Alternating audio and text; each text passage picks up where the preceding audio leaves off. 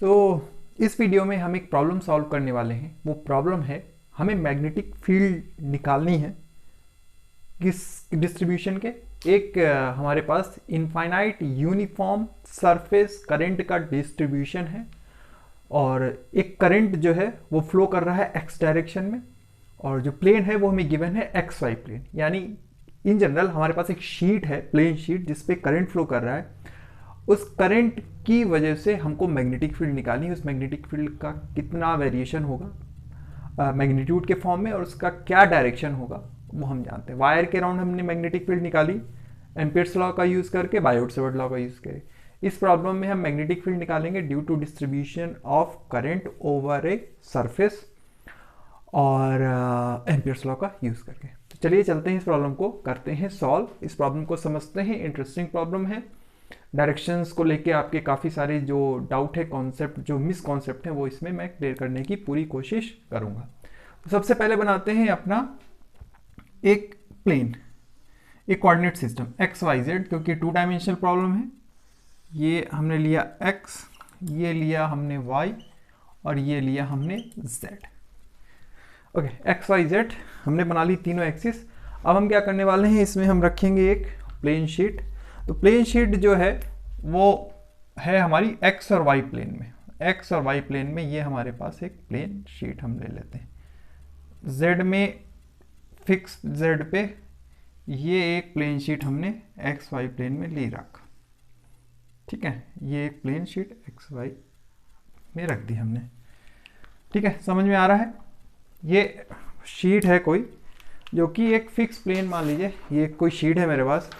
ये Z x और Y में वेरिएशन है, यानी एक एक्स है और एक वाई है, एक ये एक्स है और एक वाई है। जेड में कोई वेरिएशन नहीं है, जेड इज कांस्टेंट। 2 डायमेंशन में एक्स और वाई, एक्स और वाई। ठीक है, तो अब हमें देखना है करंट का डायरेक्शन किधर है। करंट का डायरेक्शन है एक्स एक्सिस पे, यानी this is the direction of current. X में डायरेक्शन है करंट का, करंट फ्लो कर रहा है एक्स एक्सिस पे। ये करंट दिया है वेक्टर के इक्वल टू के एक्स कैप। तो ये वेरिएशन है करंट का। ठीक है, तो अब हमें ये देखना है कि इस वेरिएशन का जो करंट है इसकी वजह से मैग्नेटिक फील्ड क्या होगा। तो सबसे पहले तो हम ये देख लें भाई कि मैग्नेटिक फील्ड का डायरेक्शन क्या होगा। जैसे वायर में आप देखते थे, एक वायर ले लिया, तो वायर में मैग्नेटिक फील्ड का डायरेक्शन कैसे निकालते थे।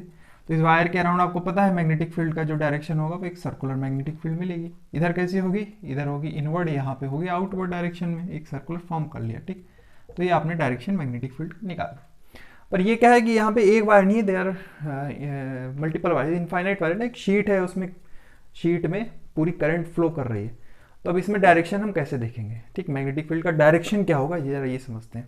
तो तरीका वही है, जैसे एक वायर का था वैसे ही कई सारे वायर का। तो मैग्नेटिक फील्ड, करंट है एक्स डायरेक्शन, तो मैग्नेटिक फील्ड हमें करंट के परपेंडिकुलर ही होगी। जैसे यहाँ पे मैग्नेटिक करंट जा रहा है जेड में, तो मैग्नेटिक फील्ड 5 में। यहाँ पे जो करंट है वो एक्स में, तो मैग्नेटिक फील्ड या तो वाई में होगी या तो जेड में होगी। ठीक है, तो देखें कैसे निकालने। तरीका वही है, जैसे इस पर हम अपना थंब रखते थे और फिंगर्स को कर्ल अराउंड करते थे अराउंड दिस वायर, तो हमें मैग्नेटिक फील्ड का डायरेक्शन मिल जाता था। सिंपल वायर, एक मान लीजिए एक वायर है ये, हाँ बहुत सारे वायर हैं पर एक वायर मान लें। इस वायर, इस पे आप थंब रखें, thumb, put the thumb in the direction of current and your fingers, और फिंगर को कर्ल के बजाय स्ट्रेट कर दें। Your fingers will give the direction of magnetic field. अपने थंब को रखा, पाम को अपने सीधा किया, इस फिंगर्स का जो डायरेक्शन होगा that will give the direction of your magnetic field. यानी ये अगर शीट है, इस शीट पे करंट का डायरेक्शन मान लीजिए इधर की ओर करंट फ्लो कर रहा है, तो आपने इस पे थंब रखा करंट की डायरेक्शन में, मैग्नेटिक फील्ड का डायरेक्शन आपको मिल जाएगा। ठीक, तो अगर ये एक्स है मैग्नेटिक फील्ड, अगर ये करंट आपका एक्स में डायरेक्शन में जा रहा है, तो मैग्नेटिक फील्ड किधर हो गया, in the direction of negative Y. Negative Y में जा रहा है ना, निगेटिव वाई। और वहीं पे अगर आप इसके बिलो द सरफेस देखें, बिलो द सरफेस देखें तो वो कैसा होगा। ये सरफेस है मान लीजिए, ठीक है। अब बिलो द सरफेस देखें तो करंट का डायरेक्शन वापस से एक्स में, और वाई का डायरेक्शन, ये जो मैग्नेटिक फील्ड है उसका डायरेक्शन किधर हुआ, प्लस वाई। किधर हुआ, plus Y. Above the surface magnetic field का direction negative Y, below the surface magnetic field का डायरेक्शन प्लस वाई। ठीक है, तो ये इसका डायरेक्शन का थोड़ा सा कॉन्सेप्ट था। अपने फिंगर्स को इस बार कर्ल ना करके कैसा कर देना है, स्ट्रेट कर देना है, तो आपको मैग्नेटिक फील्ड का डायरेक्शन मिल जाएगा। इसमें हम यूज करेंगे मैग्नेटिक फील्ड का डायरेक्शन इस प्रॉब्लम में। ओके तो देखें, the direction of magnetic field, the direction of magnetic field above the surface कितना होगा, किधर होगा, above the surface. Magnetic field का डायरेक्शन किधर होगा, above the surface. Magnetic field का डायरेक्शन माइनस वाई कैप, ठीक है। और below the surface, below the surface जो मैग्नेटिक फील्ड जाएगी वो किधर जाएगी, प्लस वाई कैप। इसका हम बड़ा यूज करने वाले हैं, ठीक। इस पॉइंट को आप लिख लीजिए। अब हम लगाएंगे अपना एम्पियर्स लॉ। एम्पियर्स लॉ लगाएंगे, तो एम्पियर्स लॉ लगाने के लिए हमें एक एम्पिरियल लूप बनाना पड़ेगा। जैसे कि पिछले लेक्चर में बनाया था, एक सर्कुलर लूप था हमारा। तो उस एम्पियर लूप से जितनी करंट जाएगी, क्योंकि एक वायर है तो एम्पियर लूप बनाना आपको पता है कि सर्कुलर में, पर यहाँ पे कई सारे वायर हैं तो हम सबको लेके इनफाइनाइट शीट है हमारी, तो हम एक छोटा सा एक एम्पियर का लूप बना लेते हैं, ठीक है। ये जरा मैं इसको मिटा देता हूँ, आपको समझ में तो आ ही गया है करंट का डायरेक्शन किधर है। तो अब हम बनाएंगे इसमें एक एम्पियर का लूप। तो ये मान लीजिए हमने एक एम्पियर का लूप बनाया जिसमें से कुछ करंट आपका क्रॉस कर रहा है। ये एक हमने एम्पियर लूप बना लिया, ठीक। ए बी सी डी और इसका जो लेंथ है वो एल है, ठीक। एम्पियर लूप हमने बनाया, समझ लें फिर से एम्पियर लूप कैसा बना है। ये वायर है हमारा, ये शीट है वायर वाली, और इस पे एम्पियर लूप कैसा है, स्क्वायर बनाया है इस तरीके का, ये और फिर इसी में नीचे जा रहा है। यानी आधा लूप जो है वो अबव द सरफेस है और बाकी का आधा जो लूप है वो बिलो द सरफेस है, ठीक है। क्लियर है।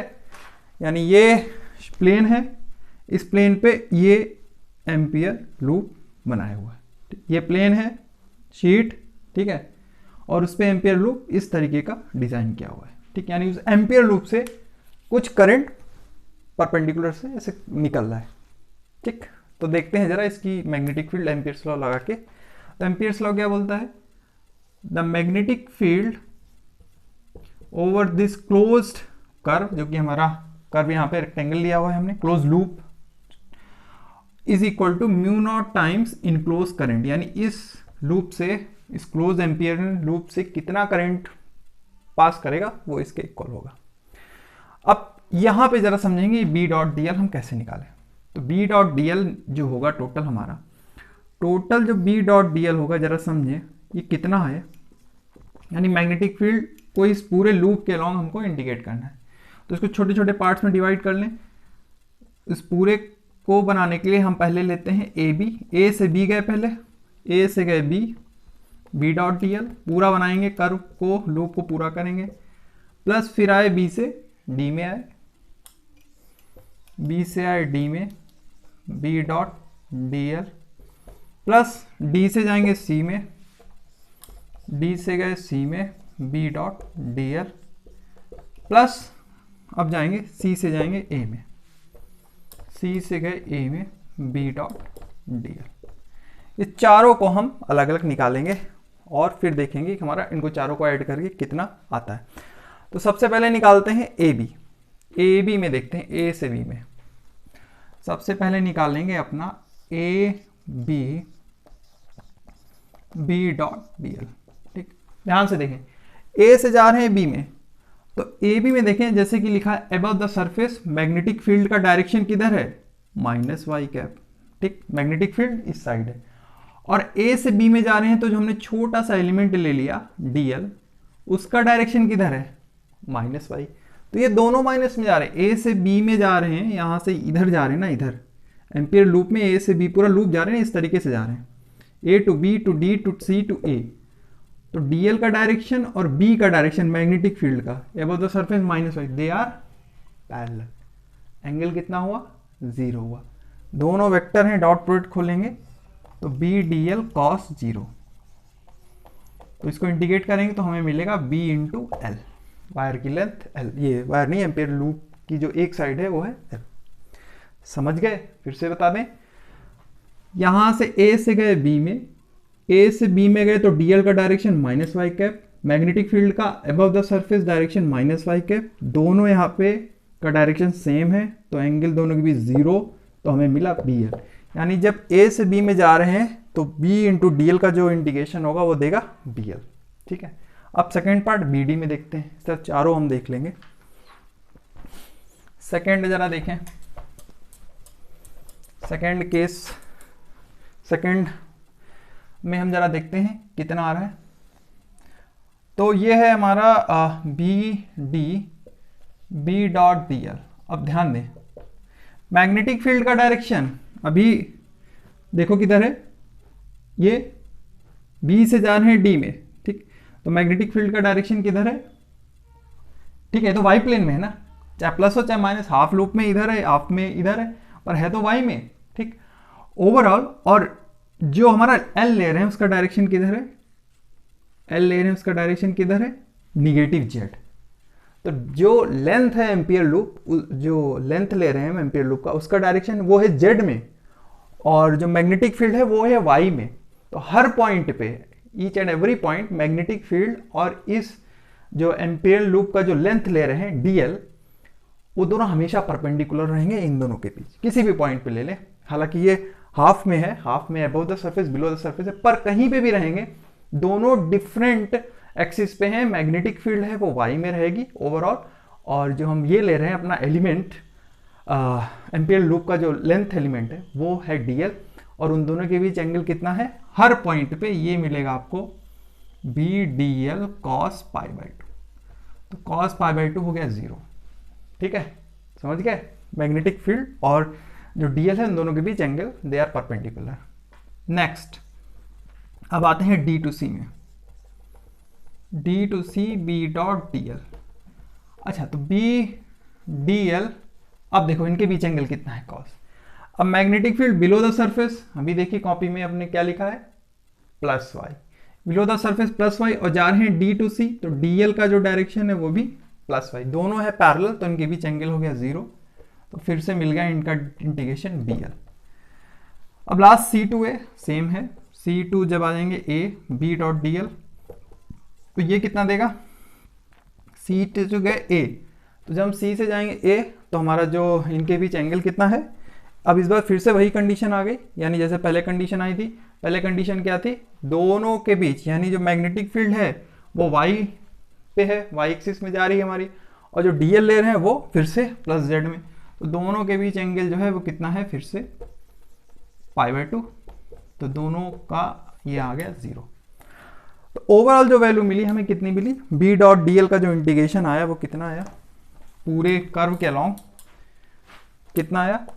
यहां से मिला BL, यहां से मिला 0, यहां से मिला BL, यहां से मिला 0, तो टोटल वैल्यू आई 2BL।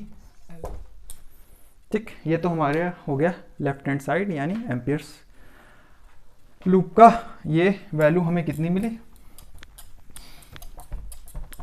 नोट कर लिया होगा, पूरा ही मिटा देते हैं। यानी the closed integral of magnetic field over this ampere loop is equal to basically mu naught I enclose is equal to 2BL।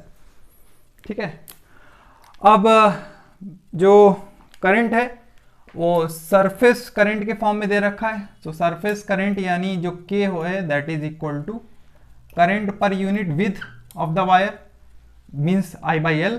तो यहां से जो इनक्लोज्ड करंट होगा over this width of the wire means ampere loop से जो current pass करेगा वो होगा KL।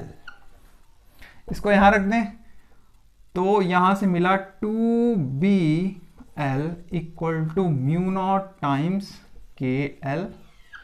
तो L से L cancel out, so magnetic field is equal to mu naught K/2। This is the magnitude of this magnetic field due to this distribution of current over a surface sheet। ठीक है, okay. तो अब ये तो magnitude है, इसका direction देख सकते हैं। अगर वेक्टर लगाएं तो वेक्टर लगाने में इसके दो पार्ट हो जाएंगे, एक तो प्लस, ना प्लस नहीं, प्लस तो बिलो हो जाएगा, कोई बात नहीं, प्लस भी ठीक है। पहले माइनस लिख लेते हैं, -y कैप, ये कहाँ है? above the surface, और यही वैल्यू है म्यू नॉट के बाई 2 प्लस वाई कैप दे हो गया बिलो द सरफेस। ठीक, ये दोनों मैग्नेटिक फील्ड के हैं वैल्यू, अबव द सरफेस और बिलो द सरफेस। तो एक बहुत इंटरेस्टिंग प्रॉब्लम हमने सॉल्व की बाय यूजिंग एम्पियर्स लॉ। तो ये शीट किसी भी प्लेन में दी जाए, अगर ये वाई जेड या किसी भी प्लेन में, आप उसके अकॉर्डिंग अपना डायरेक्शन देख सकते हैं मैग्नेटिक फील्ड का। जिस प्लेन में आपकी शीट है उसी में मैग्नेटिक फील्ड और करंट होंगे, पर होंगे परपेंडिकुलर एक दूसरे के। बाकी आप अपना राइट हैंड जो थंब रूल है वो हमेशा काम करता है, उसको ही लगा के अपनी डायरेक्शन को मैचअप कर सकते हैं, फाइंड कर सकते हैं।